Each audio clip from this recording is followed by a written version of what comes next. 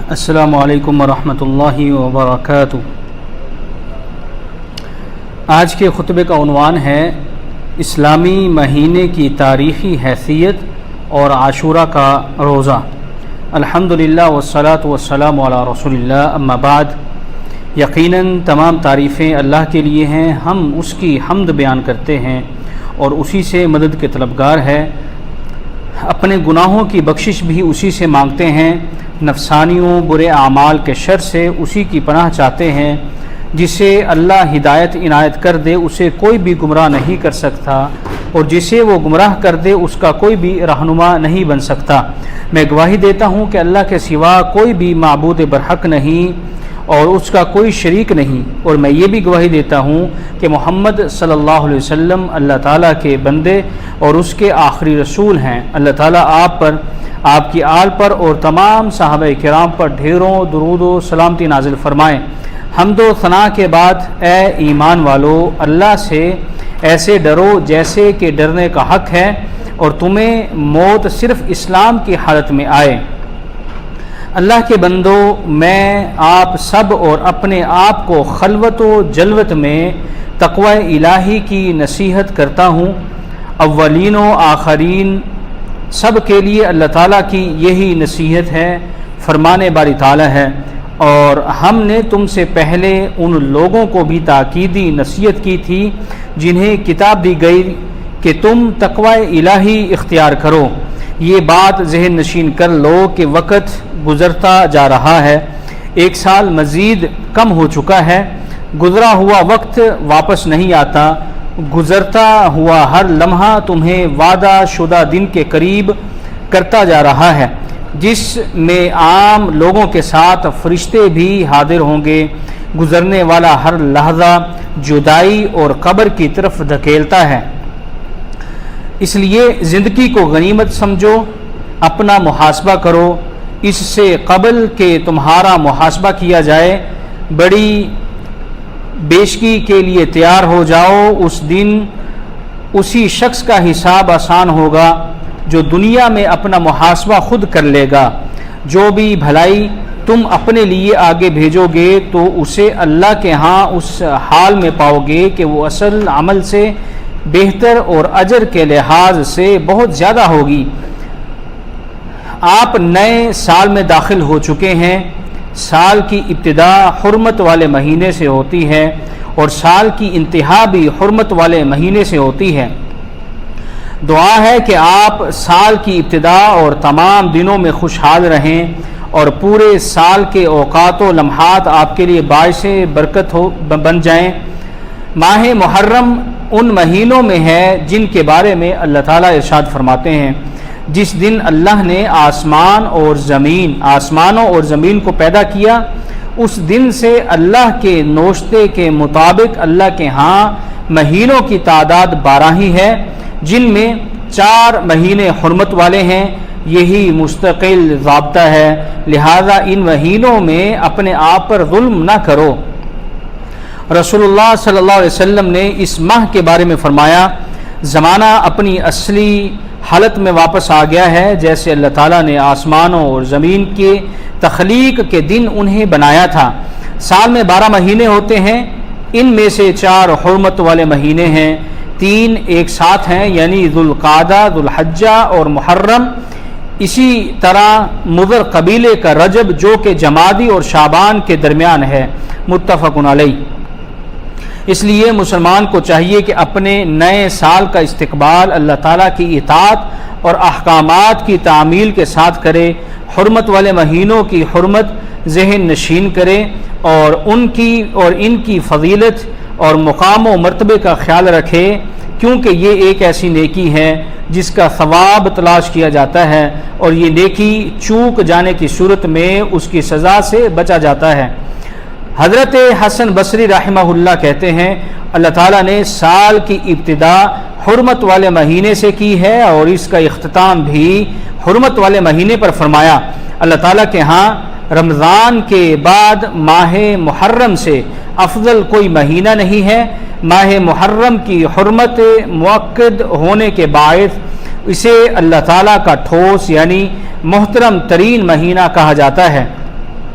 اے مسلمانوں، صاحب شریعت نے ماہ محرم کے نفلی روزے رکھنے کی ترغیب دلائی ہے، اس لیے بھرپور کوشش کریں کہ آپ زیادہ سے زیادہ اس مہینے میں روزے رکھیں۔ چنانچہ حضرت ابو ہریرہ رضی اللہ تعالیٰ عنہ کہتے ہیں کہ رسول اللہ صلی اللہ علیہ وسلم نے فرمایا، ماہ رمضان کے بعد افضل ترین روزے اللہ کے مہینے محرم کے ہیں، اور فرائض کے بعد افضل ترین نماز رات کی نماز ہے۔ رواہ مسلم۔ اے مسلمانوں، متعدد اہل علم نے اس بات کو راجح قرار دیا ہے کہ ماہ محرم حرمت والے تمام مہینوں میں سے افضل ترین مہینہ ہے۔ یہی وجہ ہے کہ صحابہ کرام کے دلوں میں اس مہینے کی قدر بہت زیادہ تھی، اسی لیے ہجری سال کی ابتدا اسی مہینے سے کی گئی۔ امیر المؤمنین جناب عمر بن خطاب رضی اللہ تعالیٰ عنہ کے زمانے میں لوگ جمع ہوئے اور ان سے مشورہ لیا کہ اسلامی سال کی ابتدا کب سے کی جائے، تو کسی نے کہا نبی اکرم صلی اللہ علیہ وسلم کی ولادت سے، تو کسی نے کہا آپ صلی اللہ علیہ وسلم کی بعثت سے، تو کسی نے کہا آپ صلی اللہ علیہ وسلم کی ہجرت سے، اور کسی نے کہا آپ صلی اللہ علیہ وسلم کی وفات سے۔ تاہم آپ رضی اللہ تعالیٰ عنہ کا اعلان ہجرت سے ابتدا کرنے پر ہوا، کیونکہ اللہ تعالیٰ نے ہجرت کے ذریعے حق و باطل الگ الگ کر دیا، اور اسی کی وجہ سے مسلمانوں کے لیے ایک الگ مملکت وجود میں آئی۔ پھر عمر رضی اللہ تعالیٰ عنہ نے صحابہ کرام سے مشورہ کیا کہ کس مہینے سے اسلامی سال کی ابتدا ہو، تو کسی نے کہا ربیع الاول، کیونکہ آپ صلی اللہ علیہ وسلم اسی مہینے میں ہجرت کر کے مدینہ پہنچے تھے، اور کسی نے کہا رمضان سے۔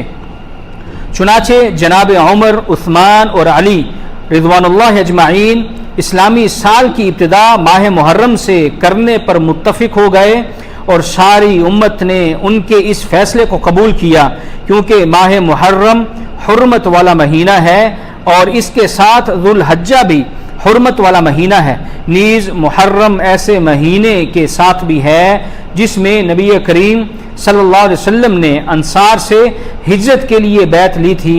چنانچہ ابتدائے سال کے لیے تمام مہینوں پر اس مہینے کو ترجیح دی گئی۔ اللہ تعالیٰ عمر رضی اللہ تعالیٰ عنہ سمیت نبی کریم صلی اللہ علیہ وسلم کے تمام صحابہ کرام سے راضی ہو۔ ہم اللہ تعالیٰ سے دعا گو ہیں کہ اس نئے سال میں مسلمانوں پر کرم فرماتے ہوئے انہیں غلبہ، واضح فتح اور عزت نصیب فرمائے، مسلمانوں کے دلوں کو آپس میں ملا دے، اور انہیں متحد فرما کر ان کی صفوں میں اتحاد پیدا فرمائے۔ فرمانے باری تعالیٰ ہے، اے ایمان والو، تمہارے اموال اور تمہاری اولاد تمہیں اللہ کی یاد سے غافل نہ کر دیں، اور جو لوگ ایسا کریں وہی خسارہ اٹھانے والے ہیں۔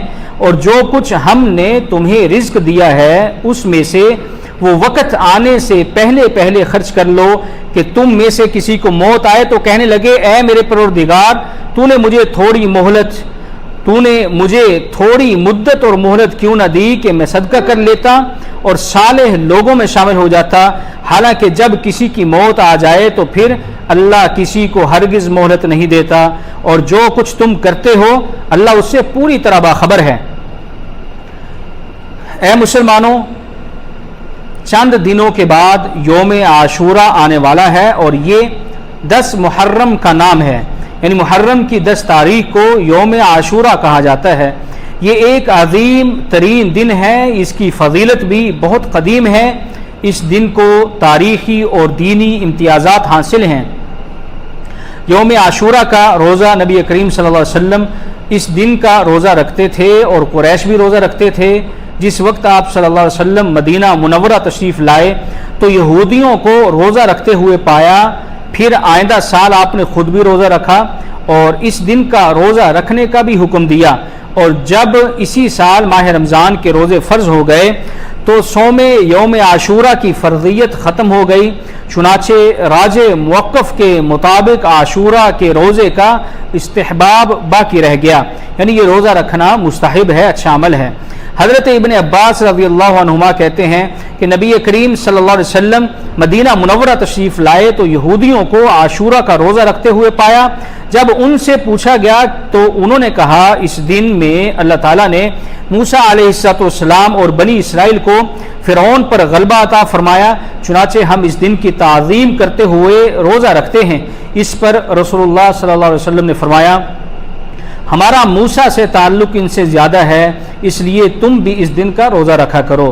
صحیح مسلم میں ہے کہ نبی کریم صلی اللہ علیہ وسلم نے فرمایا یوم عرفہ کے روزے سے متعلق مجھے اللہ تعالیٰ سے امید ہے کہ وہ سابقہ اور لاحقہ دونوں سالوں کے گناہوں کا کفارہ بن جاتا ہے، اور عاشورہ کے روزے سے متعلق مجھے اللہ تعالیٰ سے امید ہے کہ سابقہ ایک سال کے گناہوں کا کفارہ بن جاتا ہے۔ نبی کریم صلی اللہ علیہ وسلم کو آخری عمر میں علم ہوا کہ یہودیوں نے عاشورہ کو اپنا مذہبی تہوار بنا لیا ہے، تو آپ صلی اللہ علیہ وسلم نے ارادہ فرما لیا کہ ہم آئندہ سال 9 اور 10 محرم کا روزہ رکھیں گے، لیکن اس سے پہلے آپ صلی اللہ علیہ وسلم کی وفات ہو گئی۔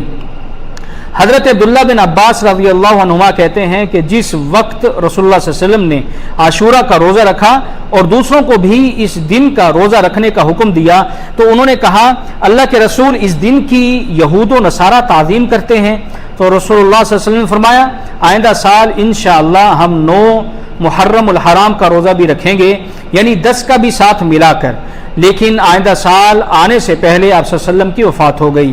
صحیح مسلم میں یہ حدیث موجود ہے۔ اس لیے افضل ترین عمل یہی ہے کہ یہودیوں کی مخالفت کرتے ہوئے عاشورہ سے ایک دن پہلے کا روزہ رکھیں، اور اگر کوئی 9 کا روزہ نہ رکھ سکے تو پھر 10 محرم یعنی عاشورہ کا روزہ لازمی رکھے۔ عاشورہ کی خصوصیت یہ ہے کہ اس دن میں اللہ تعالیٰ نے موسیٰ علیہ السلام اور آپ کی قوم کو نجات دی اور فرعون کو اور اس کی قوم سمیت اسے ہلاک کر دیا، اس لیے موسیٰ علیہ السلام اور بنی اسرائیل سب نے اللہ تعالیٰ کا شکر ادا کرتے ہوئے روزہ رکھا۔ پھر نبی کریم صلی اللہ علیہ وسلم نے بھی اللہ کا شکر ادا کرتے ہوئے اس دن کا روزہ رکھا۔ ہم اللہ تعالیٰ سے دعا کرتے ہیں کہ ہمیں اس دن کا روزہ رکھنے کی توفیق دے اور ہماری سرحدوں پر پہرا دینے والے فوجیوں کی مدد فرمائے، جیسے کہ اللہ تعالیٰ نے فرعون اور اس کے لاؤ لشکر پر موسیٰ علیہ السلام اور ان کی قوم کو عاشورہ کے دن غلبہ عطا فرمایا تھا۔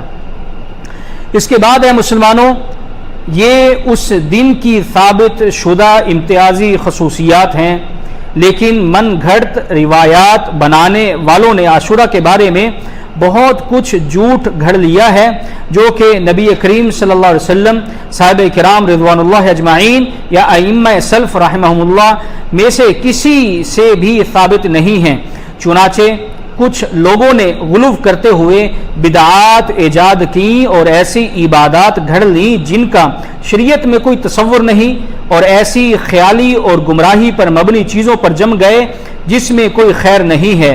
اس لیے اللہ کے بندو اپنے اور اپنے دین کے بارے میں اللہ تعالیٰ سے ڈرو، بدعات میں مت پڑو، اللہ کی شریعت کو مت بدلو، تمہیں شریعت کا امین بنایا گیا ہے، اس لیے تم ہی لوگوں کے لیے نکالی جانے والی بہترین امت ہو، تمہیں خبردار بھی کیا گیا ہے کہ تم ہی بہترین امت ہو۔ ہمیں رسول اللہ صلی اللہ علیہ وسلم کی ایسی شریعت پر چھوڑا ہے جو کہ روز روشن کی طرح آیا ہے، اس کی راتیں بھی دن کی طرح روشن ہیں، اور جو شخص بھی ہمارے دین میں کوئی ایسی چیز ایجاد کرے جو دین میں پہلے نہیں تھی تو وہ مردود ہے، وہ باطل ہے۔ جو شخص کوئی ایسا عمل کرے جس کے متعلق ہمارا کوئی حکم نہیں، یعنی نبی اکرم صلی اللہ علیہ وسلم کا، تو وہ مردود اور باطل ہوگا۔ اللہ تعالیٰ کی عبادت اسی طریقے سے کی جا سکتی ہے جو اللہ تعالیٰ نے اپنے نبی کریم صلی اللہ علیہ وسلم کی زبان سے جاری کروایا ہے۔ اس طریقے پر اضافہ کرنا غلو، افراط اور زیادتی ہے، جبکہ آپ کے طریقے میں کمی کرنا کوتاہی اور کاہلی ہے۔ حضرت حذیفہ رضی اللہ تعالیٰ عنہ کہتے ہیں ایسی کوئی بھی عبادت جو رسول اللہ صلی اللہ علیہ وسلم کے صحابہ کرام نے کی، ایسی کوئی بھی عبادت جو رسول اللہ صلی اللہ علیہ وسلم کے صحابہ کرام نے نہیں کی تو وہ تم بھی مت کرو، کیونکہ انہوں نے بعد میں آنے والوں کے لیے کمی پوری کرنے کی کوئی گنجائش نہیں چھوڑی۔ اس لیے اللہ تعالیٰ سے ڈرو اور ان لوگوں کا راستہ اپناؤ جو تم سے پہلے گزر چکے ہیں۔ اللہ کی قسم اگر تم ان کے راستے پر ڈٹ گئے تو تم بلندیوں تک پہنچ جاؤ گے، اور اگر تم ان کے راستے کو چھوڑ کر دائیں بائیں نکل گئے تو تم بہت ہی زیادہ گمراہی میں پڑ جاؤ گے۔ ہم دعا گو ہیں کہ اللہ تعالیٰ ہمیں سنت پر چلنے اور اس کے مطابق عمل کرنے کی توفیق عطا فرمائے، ہمیں بدعات سے دور رکھے اور ان سے بچائے، ہمیں غلو اور نفرت دونوں راستوں سے محفوظ رکھے، حتیٰ کہ حق کے لیے اللہ تعالیٰ ہماری شرح صدر فرمائے اور ہمیں اعتدال و میانہ روی اختیار کرنے کی توفیق دے، بے شک وہی اس کی قدرت اور صلاحیت رکھتا ہے۔ سبحان ربک رب العزت عما یصفون وسلام علی المرسلین والحمد للہ رب العالمین۔